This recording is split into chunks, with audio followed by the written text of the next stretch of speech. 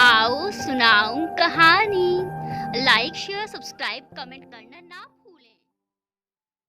पुनर्जन्म सूर्य रोशनी का मिलन एपिसोड 2 समझने के लिए एपिसोड 1 जरूर देखें, जिसका लिंक नीचे डिस्क्रिप्शन बॉक्स में मेंशन है। कल की तरह सूर्य आज भी जेल के चारों तरफ विजिट करने के लिए निकल गया। आज वह थोड़ा जल्दी निकल गया था क्योंकि वह कैदियों की दिनचर्या के बारे में जानना चाहता था। तभी दाईं ओर से उसके कानों में एक मधुर आवाज पड़ी और वह खुद ब खुद अपने पैरों को उस तरफ जाने से रोक ना पाया। वह बीच रास्ते से बगीचे की ओर घुस गया। रोशनी वहां पर 2-3 बच्चों के साथ बैठकर प्रार्थना कर रही थी। सब बच्चे हाथ जोड़कर कुछ बोले जा रहे थे। इतनी दूर से वे बच्चे क्या बोले जा रहे थे, इस बात का अंदाजा लगाना काफी मुश्किल काम था। 4 साल तक की उम्र के बच्चे जेल के अंदर अपनी माँ के साथ रह सकते हैं। सूर्य वहां आया तो उसका दिल फिर से जोरों से धड़कने लगा। वो बिना पलके झुकाए रोशनी की तरफ देख रहा था। जितनी दफा देखूं तुम्हें धड़के जोरों से, ऐसा तो कभी होता नहीं मिलके खैरों से। और यह बात उसे परेशान कर रही थी कि जब भी यह लड़की मेरे सामने आती है तो मेरे दिल में इतनी हलचल क्यों होती है। और इससे भी ज्यादा परेशान करने वाली बात ये थी कि इस मासूम सी लड़की ने ऐसा क्या कर दिया कि उसे यहाँ आना पड़ा। और इस बात को सोचते हुए सूर्या ने पीछे से अपने साथ चल रहे एक जूनियर को बुलाया। सुनो तो। जूनियर: जी सर, बोलिए।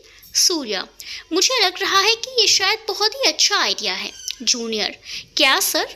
सूर्या: अगर सभी कैदियों के लिए हर रोज इस जगह पर प्रार्थना का वक्त दिया जाए तो बहुत ही अच्छा काम हो जाएगा।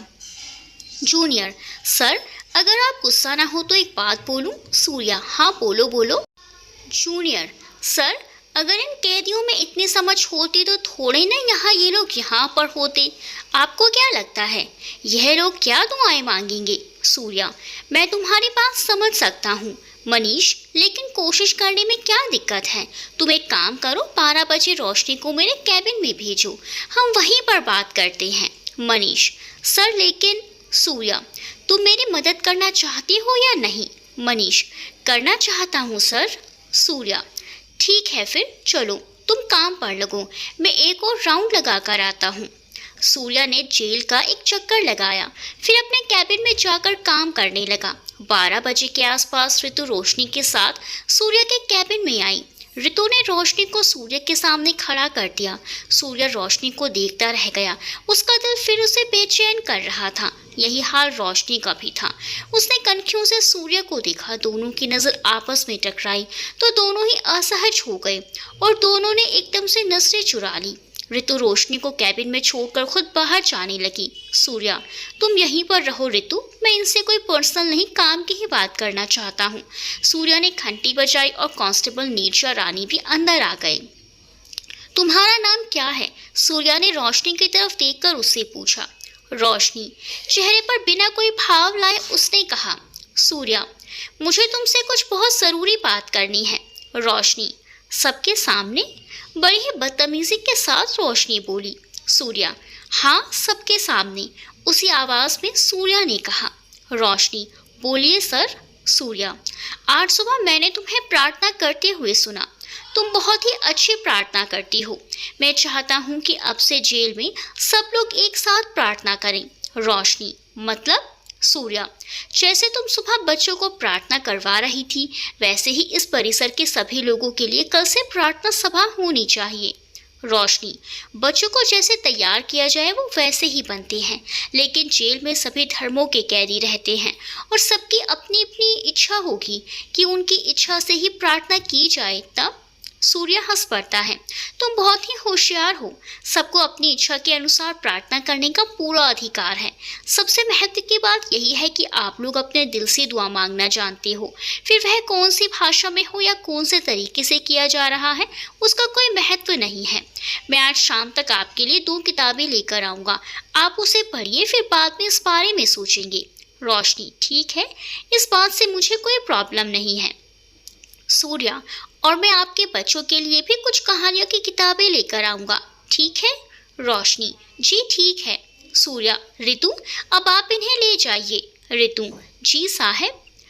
ऋतु रोशनी को लेकर चली गई। नीरजा और रानी भी अपने अपने काम के लिए निकल गए। जैसे ही रोशनी वापस अपनी कोठरी में पहुंची, उसके साथ ही कैदी मीनू चाची ने कहा, क्यों रोशनी, ये साहब ही?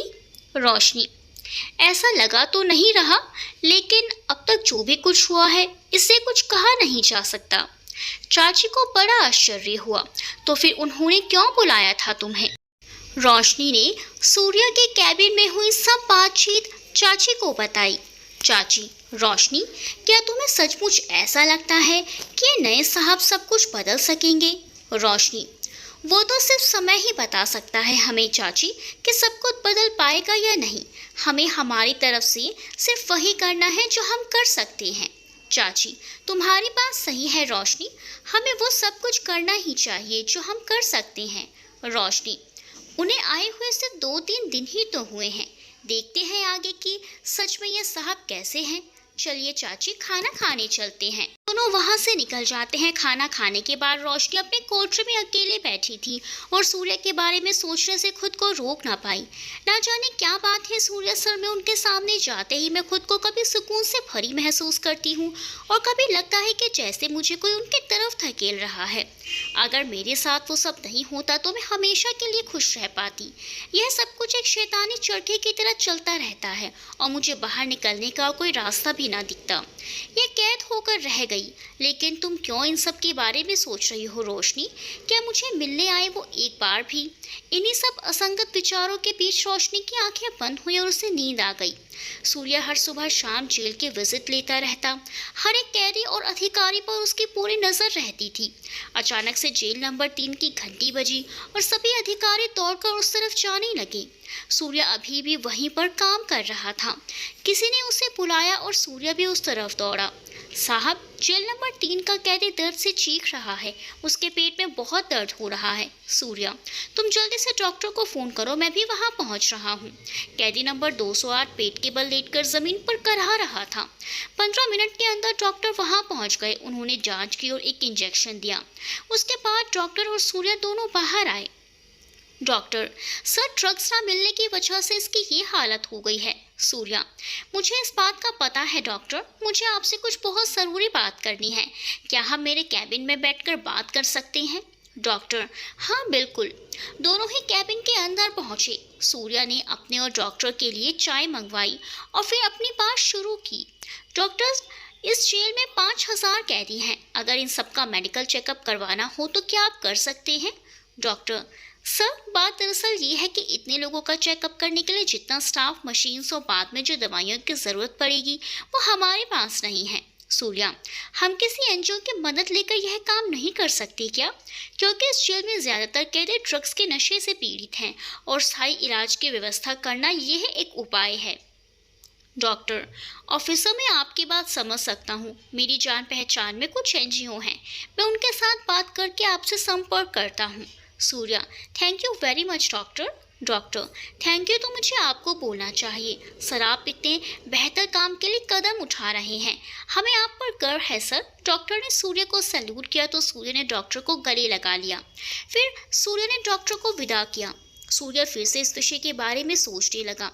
जेल के अंदर ड्रग्स पहुंचाने के लिए ज़रूर किसी न किसी ने डीलर के साथ डील की होगी। ड्रग्स के ऊपर लाल आंख दिखाने से कुछ नहीं होगा, साथ ही उनके साथ उपचार के लिए भी मुझे ही काम करना पड़ेगा। तभी दरवाजे पर से ऋतु की आवाज़ आई। जी सर, बोलिए, आपने मुझे बुलाया? सूर्या, हाँ ऋतु, तुम एक काम करो, आज शाम 4 बजे सभी कैदियों को सभागृह में बुलवा लो, मुझे सबसे कुछ खास बात करनी है। ठीक है सर। इतना कहकर ऋतु अपना काम करने चली गई। 4 बजते ही सूर्य सभागृह के हॉल पर पहुंचा। पहले वह दरवाजे पर ही खड़ा रहा और अंदर की तरफ देखा। सब कैदी आ चुके थे, अदब के साथ बैठे हुए थे। कुछ मारामारी करके आए हुए थे तो कुछ इलाज करवा कर आए थे। सूर्य स्टेज पर पहुंचा, उसने चारों तरफ एक नजर डाली और फिर अपनी बात कहना शुरू की। नमस्कार दोस्तों, आज मैं आप सबसे बहुत ही कुछ खास बात करना चाहता हूँ। जेल नंबर 3 के अंदर कल जो घटना घटित हुई वह हम सबके लिए लाल बत्ती के समान है। कि अब से इस विषय में हमें बहुत ही सावधानी बरतनी पड़ेगी। मुझे पता है कि जेल के अंदर ऐसे बहुत सारे कैदी हैं जो ड्रग्स के नशे से पीड़ित हैं, और बहुत सारे ऐसे भी लोग हैं जो ड्रग्स जेल के अंदर पहुंचाने की प्रवृत्ति में शामिल हैं। ये प्रवृत्ति आज से और अभी से ही अटक जाए, इसमें हम सबका भला है। मैंने डॉक्टर से भी बात की है, वो भी इसमें हमारी मदद करेंगे, और जो लोग इस बीमारी से पीड़ित हैं उनका इलाज भी करेंगे। लेकिन इन सब में मुझे सबसे ज़्यादा ज़रूरत आप लोगों के सहकार की, और आपकी तरफ से ये इरादा पक्का हो कि आप इनसे बाहर निकलना चाहते हैं। तो आज से अगर जेल के अंदर कोई भी ड्रग्स की लेती देती या उपभोग करता पकड़ा गया तो उनके ऊपर सख्त से सख्त कार्रवाई की जाएगी, और उनके लिए मुझसे बुरा कोई ना होगा। मैं चाहता हूँ कि जब आप सब लोग कारावास खत्म करके यहाँ से बाहर निकलें तो समाज के अंदर एक गर्व से भरपूर इंसान की तरह जी सकें। सूर्या ने अपनी बात खत्म करने के बाद सभी कैदियों की तरफ देखा। वे सब लोग पुतली की तरह बैठे हुए थे, जैसे कि उनसे कहा गया हो कि यहाँ बैठ जाओ, और बैठ गए हों। सूर्या जो बात कर रहा है उनसे जैसे दूर दूर तक उनका कोई संबंध ही ना हो। सूर्या की बातें जैसे उनके सिर के ऊपर से जा रही हों। कैदियों से मिल रहे इस ठंडे भाव से सूर्या समझ गया कि असल बात आखिर क्या है। सूर्या ने बाकी स्टाफ से सब कैदियों को अपनी अपनी जगह से ले जाने का इशारा किया। सूर्या वहां से अपने कैबिन में गया और बैठ गया। कुछ तकलीफ ना उठाने पर भी जैसे बहुत काम कर लिया हो और थक गया हो, ऐसा उसे लगने लगा। कैदियों की उससे ऊपर टिकी हुई ठंडे भाव वाली आंखें सूर्या से दूर ही नहीं हो रही थी, और अभी उसे बात चुभने लगी थी। सूर्य को विश्वास हो गया था कि ये काम उसकी नाक में दम कर देगा। ये इतनी आसानी से मानने वाले नहीं हैं, और अब बहुत सारी मुश्किलें भी मुझे उठानी पड़ेगी इन लोगों को ड्रग्स के चक्कर में से छुड़ाने के लिए। जितने भी पापड़ बेलने पड़े मैं बेलूंगा। जो बात सूर्या और रोशनी के बीच तय हुई थी उसके अनुसार ही सूर्या ने रोशनी तक किताबें पहुंचा दी, और 2-3 दिन बाद जेल में प्रार्थना सभा शुरू हो गई। शुरुआत में कैदियों ने बिल्कुल भी सहकार नहीं दिया। सिर्फ 4 या 5 लोग ही आते थे, और उनके आने का कारण भी कुछ और था। प्रार्थना करना तो बिल्कुल भी नहीं था। फिर धीरे धीरे लोगों की संख्या बढ़ने लगी। 15-20 हुई, और फिर तो 100-200 लोग आने लगे। सूर्या ने भी नियमित रूप से प्रार्थना सभा में जाना शुरू कर दिया, और रोशनी के इस काम के लिए उसकी तारीफ करना भी भूलता। लेकिन दोनों की नजरें जब भी टकराती तो एक अनजाना सा एहसास दोनों को छू जाता, जैसे बरसों पहले से एक दूसरे को जानते हों। सूर्या ने आज पूछ ही लिया, रोशनी, मुझे ऐसा क्यों लगता है कि जैसे मैं तुम्हें बरसों से जानता हूँ? रोशनी, सर ऐसा इसलिए लगता है कि मैं एक मुजरिम हूँ ना, तो पुलिस और मुजरिम का तो गहरा नाता होता है। रोशनी की बात से सूर्या उसे देखता रह गया, और रोशनी अपनी बात कहकर आगे बढ़ गई। इसके बाद सूर्या भी कैबिन में चला गया और लिस्ट बनाना शुरू किया। जेल में कौन से अधिकारी किस काम में शामिल हैं, और ड्रग सप्लाई में जेल के कौन से अधिकारी शामिल हैं, और उन सबको जेल से बाहर कर दिया। जेल के अंदर ऐसे भी बहुत बड़े बड़े गुंडे और ठग रहते हैं जो अंदर रहकर भी बाहर शहर पर राज करते हैं।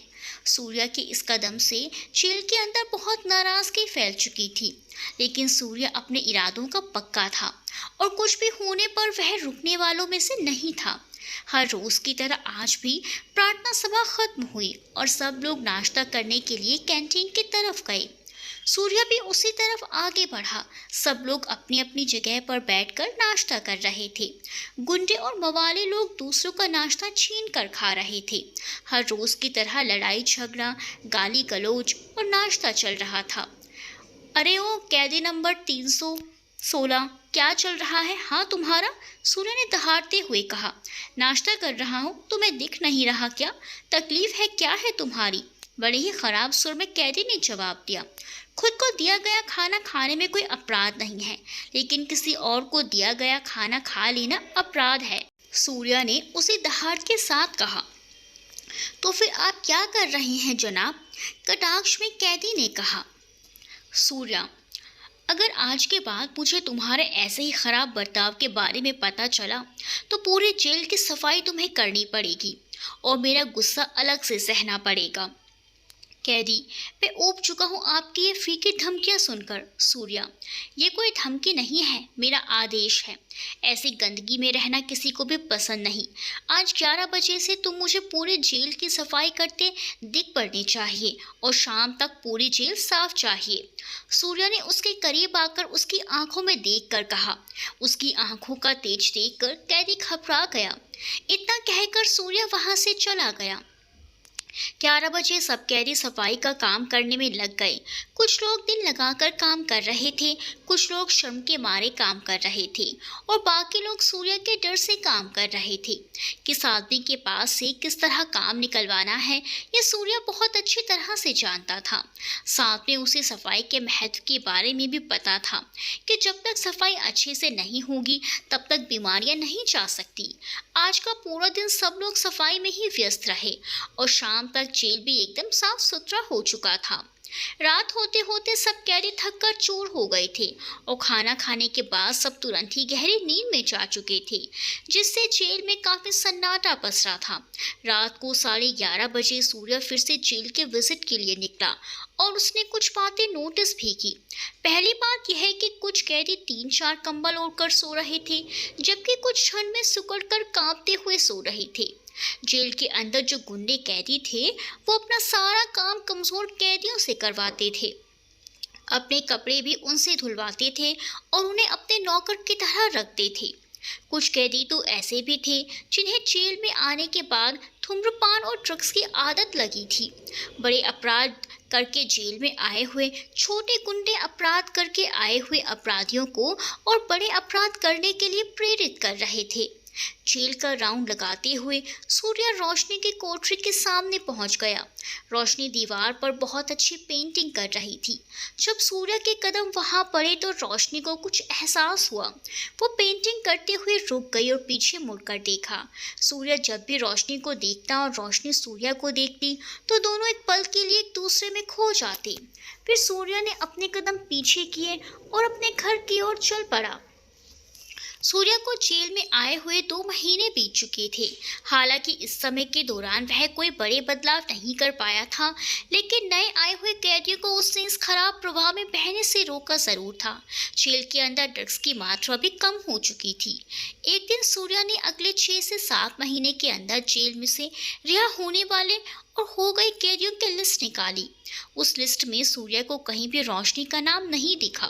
उसे लगा शायद रोशनी की रिहाई का वक्त भी आ गया है, लेकिन यहाँ तो उसका नाम है ही नहीं।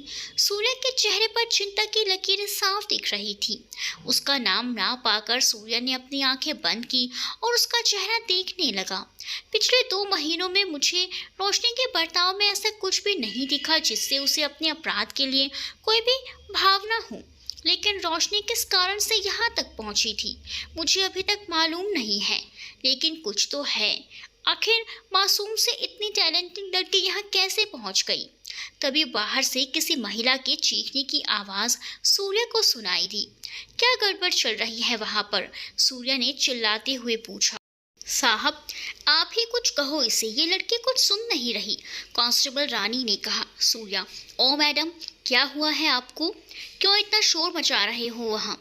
लड़की, सर, मुझे आपसे कुछ बात करनी है, प्लीज़ एक बार मुझे आपसे बात करने दीजिए।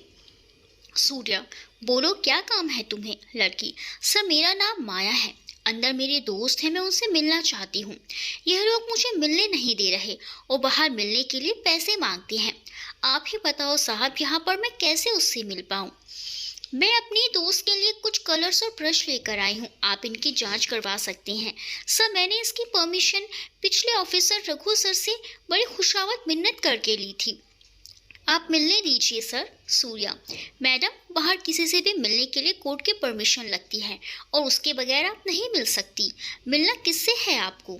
माया, साहब, रोशनी से मुझे मिलना है। सूर्या, रोशनी की तुम क्या लगती हो? माया, साहब, वो मेरी सबसे अच्छी सहेली है। सूर्या, ठीक है, अंदर आओ।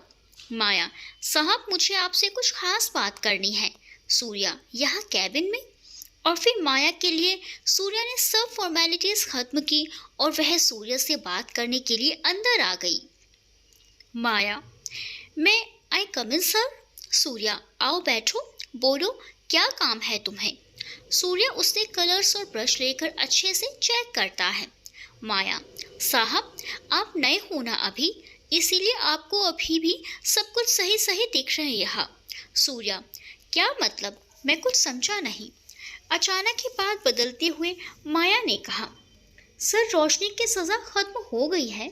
सूर्या, नहीं नहीं, अभी उसका लिस्ट में नाम नहीं है, मैंने आज ही देखा। बोलिए, आपको मुझसे क्या काम है।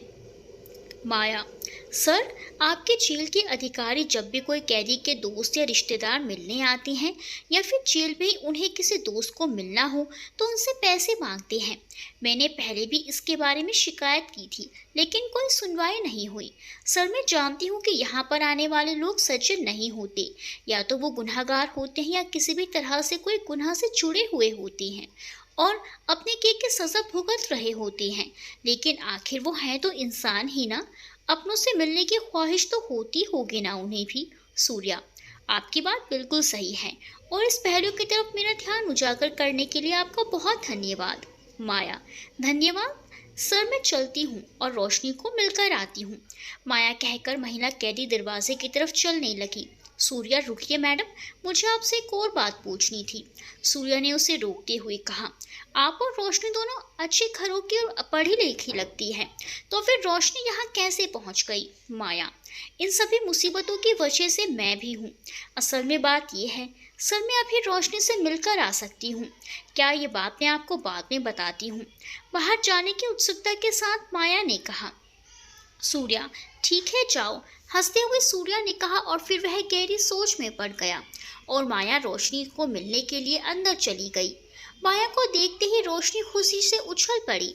कैसी है तू। रोशनी लंबी मुस्कान के साथ माया ने पूछा। रोशनी, मैं तो ठीक हूँ, तुम कैसी हो। क्या चल रहा है वहाँ पर। माया, कुछ नहीं, सब कुछ ठीक ही है यहाँ पर। तू तो थोड़े ही दिनों में छूट जाएगी ना यहाँ से। लेकिन सर ने क्यों कहा कि अभी नहीं छूटेगी। हाँ माया, मेरा जुर्म इतना छोटा मोटा नहीं है यार, और इस बात पर मैं बिल्कुल भी खुश नहीं हो पा रही हूँ कि यहाँ से छूट जाऊँ। मुझे पता नहीं क्या चल रहा है, यहाँ से निकलने के बाद क्या होगा मेरा। पिछले 2 सालों से मैं यहाँ हूँ और मेरे घरवाले एक बार भी मुझसे मिलने नहीं आए, ना उन्होंने मेरी कोई परवाह की है। एक बात तो तय है कि सब मोह माया है यहाँ। उदास होकर रोशनी ने कहा। माया, सॉरी रोशनी, यह सब कुछ मेरी वजह से ही हुआ है और फंस गई तू। सब मेरा ही तो किया धरा था और यह सब कुछ सुनते हुए और सोचकर भी मेरी रूह कांप उठती है। हमारी गलती की वजह से तुम्हें अपने घर परिवार से अलग होना पड़ रहा है। माया यह कहते हुए रोशनी से नजरें तक ना मिला सकी। रोशनी, अरे नहीं माया, ये सब कुछ जो हुआ उसमें तुम्हारा कोई भी हाथ नहीं है। यही हमारा भाग्य है, इसमें तुम्हें उदास होने की कोई ज़रूरत नहीं। रोशनी ने माया के कंधे पर हाथ रखा। माया बड़ी हिम्मत से अपना रोना रोक पाई। आगे जो भी होता है, चाहे कितनी भी मुसीबतें आएं, लेकिन मैं हमेशा तुम्हारे साथ रहूंगी, अपने आप को संभालते हुए माया ने कहा। रोशनी, मैं जानती हूँ माया। माया, अच्छा ये बात बताओ रोशनी कि राहुल मिलने आया या फिर भी। रोशनी, आया है, लेकिन जब से सूर्या सर आए हैं तब से आया ही नहीं है। दोनों बात कर रहे थे तभी मुलाकात खत्म होने की घंटी बजी और रोशनी फिर से अपने कोठरी की तरफ जाने के लिए आगे बढ़ गई। माया, सॉरी रोशनी, अगर हो सके तो मुझे माफ़ कर देना प्लीज़। रोशनी, क्यों तुम एक बात को बार बार दोहराए जा रही हो। भूल जाओ ये सब और सिर्फ यही सोचो कि आगे की ज़िंदगी में और रंग कैसे भरे जाएंगे। यह सब दर्द भरी बातें छोड़ो और खुश रहने के तरीके ढूंढो। चलो मैं चलती हूँ, वरना ये हवलदार एक और डरावना साया बन जाएगी। रोशनी हंस पड़ी और वहाँ से निकल गई। माया उसे जाते हुए देखती रह गई और वो भी चुपचाप से जेल से बाहर चली गई। पूरे दिन की थकान के बाद सूर्य घर लौट जाता है। माँ ने सूर्य के पैरों की आहट सुनी। सूर्या बेटा, जल्दी हाथ मुंह धोकर फ्रेश हो जाओ, मैं खाना लगाती हूँ। सूर्या, हाँ माँ मैं आया। सूर्या तुरंत ही फ्रेश होने के लिए अंदर चला गया और फिर बाद में तुरंत ही बाहर खाना खाने आ गया। मीना जी भी सूर्य के इंतजार में जागी हुई थी। सूर्या दिन भर ठीक है, लेकिन रात भर काम करना जरूरी है क्या। मालती जी, बहुत बार समझा चुकी हूँ, लेकिन मजाल है जो माने। सूर्या, ज़रूरी है मेरी माताओं, बहुत ज़रूरी है। जेल की हालत उतनी ही ख़राब है और उतना भी काम करना है। मेरे आगे वालों ने कुछ काम ही नहीं किया और ऊपर से हालात ख़राब कर रखी है। मालती जी, छोड़ो ये सब लोग थोड़ी ना तुम्हारे जैसे होते हैं, तुम आराम से खाना खाओ। सूर्या, ठीक है, थोड़े दिनों की ही तो बात है, आ जाया करूंगा मैं टाइम पर। खाना खत्म करके सूर्य तुरंत ही सोने चला गया। दिन भर की थकान से तुरंत ही उसे नींद आ गई। अगले दिन सूर्य जेल पहुंचा तो खुद ब खुद रोशनी के कोठरी के सामने जाकर खड़ा हो गया। आज सूर्य के दिल में अलग ही एहसास था। उसने रोशनी की तरफ देखा। रोशनी अपनी पेंटिंग करने में बिजी थी। रोशनी पीछे मुड़ने ही वाली थी कि सूर्य ने अपने कदम पीछे कर लिए और अपने कैबिन चला गया। फिर कैबिन से निकलकर अलग अलग कामों में लग गया। सबसे पहले तो उसने कैदियों का विभाजन शुरू किया। जो लोग छोटे छोटे गुनाहों की सजा काट रहे थे उन्हें एक साथ रखा और बड़े गुनाहगारों को अलग अलग कर दिया। फिर सूर्य ने लाइब्रेरी का काम उठाया, किताबों को ठीक किया और बाकी नई किताबें मंगवाई जो कैदियों को काम आ सके। एक दिन शाम को रोशनी लाइब्रेरी में बैठकर पढ़ रही थी। सूर्य रिकॉर्ड्स चेक करने के लिए लाइब्रेरी में गया हुआ था। बाकी सब लोग कैंटीन की तरफ खाने के लिए गए हुए थे। तभी रोशनी की एक साथ कैदी वहां पर आई। उसने रोशनी को बुलाया। रोशनी, क्या चल रहा है? जल्दी चल खाने के लिए, वरना कुछ नहीं बचेगा। रोशनी, हाँ लेकिन देखो ना, ये किताब कितनी अच्छी है, मेरी यहाँ से हिलने का मन ही नहीं हो रहा। कैदी, बड़ी अजीब बात है, इतनी मोटी मोटी किताबें तुमसे कैसे पढ़ी जा सकती हैं? मुझे तो मेरी बैल एप्लीकेशन के कागज़ तक नहीं पढ़ा जा सकता। रोशनी, मैं जब कॉलेज में थी तब मैंने मस्ती में ध्यान नहीं दिया और अब इन किताबों का कीड़ा बनने का ही मन हो रहा है। साथी कैदी, हाँ लेकिन ऐसा क्या है इस किताब में? रोशनी, बाद में तुझे रात को बताती हूँ। साथी कैदी, हाँ ठीक है, लेकिन अभी तो जल्दी से जल्दी चल। रोशनी, हाँ हाँ आ रही हूँ बाबा, कहकर रोशनी और उसके साथी दोनों वहां से निकल गए। सूर्य ने उन दोनों के बीच की यह पूरी की पूरी बातें सुनी। उसने कुछ सोचा और फिर वह भी वहां से निकल गया। उस दिन से सूर्य ने खुद अपने लिए ही एक नियम बनाया कि वो हर रोज एक वार्ड में जाएगा और कैदियों के साथ बातचीत करेगा और उनकी परेशानियों से उनके साथ मिलकर लड़ेगा। ऋतु कैबिन में अंदर आती है। क्या मैं अंदर आ सकती हूँ सर? सूर्या, जी, नीरजा को भी साथ में बुला कर लाना। ऋतु, हाँ सर, उसे भी बुलाती हूँ। सुनो, सूर्य उसे रोकता है। वार्ड नंबर 5 में जो कैदी है ना अनुज, उसे और रोशनी को भी बुला कर लाना। ऋतु, जी सर, कहकर ऋतु बाहर जाती है। ऋतु, अनुज, रोशनी और नीरजा चारों सूर्य के कैबिन में सामने खड़े हैं। साहब, मैंने कुछ नहीं किया है, ड्रगिस्ट केस में मुझे फंसाया गया है, मैं तो एक साधारण टीचर हूँ बस। अनुज आते ही अपने बचाव में बात बोलने लगा। सूर्या, अनुज शांत हो जाओ, मैंने तुम्हें किसी भी केस के सिलसिले में नहीं बुलाया है, कुछ और काम है मुझे। और रोशनी, सिर्फ 2 ही लोग सब कैदियों में से शिक्षा के साथ जुड़े हुए हो। मैं चाहता हूँ कि जेल में सब कैदियों के लिए शिक्षा की तैयारी की जाए, नियमित रूप से क्लास चालू हो और तुम दोनों सबको पढ़ाओ। अनुज, ठीक है सर, लेकिन क्या इस बात के लिए सब कैदी तैयार होंगे? सूर्या, देखें वे तैयार होते हैं कि नहीं ये हमारा मसला नहीं है, भले ही सिर्फ एक कैदी आए लेकिन हम उसे पढ़ाएंगे। रोशनी, तुम महिला वार्ड में पढ़ाओगे, अनुज तुम पुरुष वार्ड में पढ़ाओगे। मैं चाहता हूँ कि जब वे लोग बाहर निकले यहाँ से तब एक जिम्मेदार नागरिक बनकर बाहर निकले। रोशनी, आपकी बात बिल्कुल सही है, लेकिन अगर आप बुरा ना माने तो क्या मैं एक बात कह सकती हूँ? नीरजा, साहब ने जो भी कहा है वो बिल्कुल सही है, मुफ्त में खुद की ज़बान चलाने की कोई ज़रूरत नहीं है। नीरजा, तुम खामखा गुस्सा मत हो जाया करो। बोलो रोशनी, क्या कहना चाहती हो तुम? सूर्या ने मामला शांत किया। रोशनी, सर, शिक्षा के साथ साथ अगर हम उन्हें इसी प्रवृत्ति भी सिखानी चाहिए जिनसे उन्हें व्यवसाय और रोजगार मिल सके और बाहर निकलकर सम्मान से भरी जिंदगी वो लोग जी सके। बाहर निकलकर बहुत लोगों के साथ ऐसा होता है कि परिवार और समाज उन्हें अपनाते नहीं, इसीलिए व्यवसाय शिक्षा देना ज़रूरी है। सूर्या, तुम्हारी बात बिल्कुल सही है, लेकिन इसके लिए हमें सरकार या किसी एनजीओ की मदद लेनी पड़ेगी। तुम निश्चिंत रहो, मैं उन सब से बात करता हूँ। रोशनी, अगर आपको दिक्कत ना हो तो मैं आर्ट एंड क्राफ्ट सिखा सकती हूँ, लेकिन उसके लिए भी सामान की ज़रूरत पड़ेगी। सूर्या, तुम्हारे व्यवसाय की बात के लिए भी मैं बात करता हूँ और क्राफ्ट के सामान का भी मैं जल्द इंतज़ाम करता हूँ। रोशनी, ठीक है सर, कहकर रोशनी और अनुज वहाँ से चले गए। सूर्या ने नीरजा और ऋतिक को भी बाहर जाने को कहा। सूर्या भी अपने कैबिन से बाहर निकला और शिक्षा व्यवसाय की व्यवस्था करने के लिए ज़रूरी काम में लग गया। अब सूर्या के सिर पर कई जिम्मेदारियां पड़ चुकी थी, लेकिन वो हार मानने वालों में से नहीं था। उसने अपने मन में ठान लिया था कि जेल की हालत सुधारने में मैं दिन रात एक कर दूंगा। जब तक जेल की हालात ना सुधार लूं, चैन से नहीं बैठूंगा। आज शाम को सूर्या ने अपने दोस्तों को खाने पर बुलाया था, इसीलिए जल्दी घर आकर खुद भी खाने की तैयारी में लगा हुआ था। दोनों माँ ये देखकर बहुत खुश थी। दोनों किचन में आई और कहा, अरे वाह, आज क्या बात है, मेरा बेटे को जेल और कोदियों को छोड़कर घर परिवार और दोस्तों के लिए भी समय मिल गया। ये तो बहुत अच्छी बात है। छोटी माँ, हाँ दीदी, और खाना बनाते हुए तो सूर्य बहुत सुंदर लग रहा है। छोटी माँ ने उसे छेड़ते हुए कहा, माँ, ये आदत डाल लो तो अच्छा है, केरियों के बजाय घर गृहस्थी पर भी ध्यान देने लगो। सूर्या, माँ, जेल के अंदर सब लोग गुनहगार नहीं होते। गुनहगारों के सिवा कुछ लोग ऐसे भी होते हैं जो हालात के शिकार बने हुए होते हैं, और उन लोगों के लिए मुझ जैसे लोग काम नहीं करेंगे तो कौन करेगा। माँ, तुम्हारी सारी होशियारी अपने पास ही रखो। मेरी बात सुनो, शादी करने के लिए मान जाओ। अब इस बूढ़ी औरत पर और कितने जुल्म करोगे। देखो ये स्वाति कितनी अच्छी लड़की है, एक बार मिल लो ना उससे।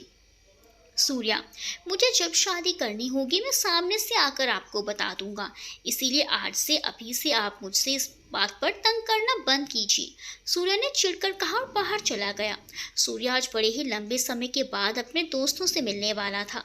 वह बहुत ही खुश था। कुछ दोस्तों की शादी हो चुकी थी और कुछ दोस्त सूर्य की तरह अभी तक सिंगल थे। इतने लंबे अरसे के बाद वे अपने दोस्तों से मिलने वाला था। घर की डोरबेल बजी। सूर्या ने जाकर दरवाज़ा खोला। अरे माँ, देखो कौन आया है। कैसा है मेरे भाई, मेरे यार, सूर्या ने दोस्त को गले लगाते हुए कहा। तभी पीछे से माँ आई। अरे दीपक, तू देखो तो सही कितना बदल गया है ये। दीपक ने पास आकर माँ के पैर छुए। कहाँ है भाभी जी? सूर्या ने दरवाजे की ओर देखते हुए दीपक से पूछा। दीपक, वह बस आ रही है। दीपक ने भी हिचक के साथ हल्के से पीछे की तरफ देखा। माँ की तरफ देखते हुए दीपक ने बात आगे बढ़ाई। मौसी, अब इंसान बदल नहीं जाएगा तो और क्या होगा। इतने साल बीत गए, मेरी तो शादी भी हो गई और इन जनाब को मेरी शादी तक में आने का टाइम नहीं लगा। सूर्या, भाई सचमुच इस बात पर मैं झूठ क्यों बोलूँगा। मैंने टिकट भी पहले से बुक करवा रखी थी, लास्ट मोमेंट पर एक इमरजेंसी काम आ गया और मैं नहीं आ पाया।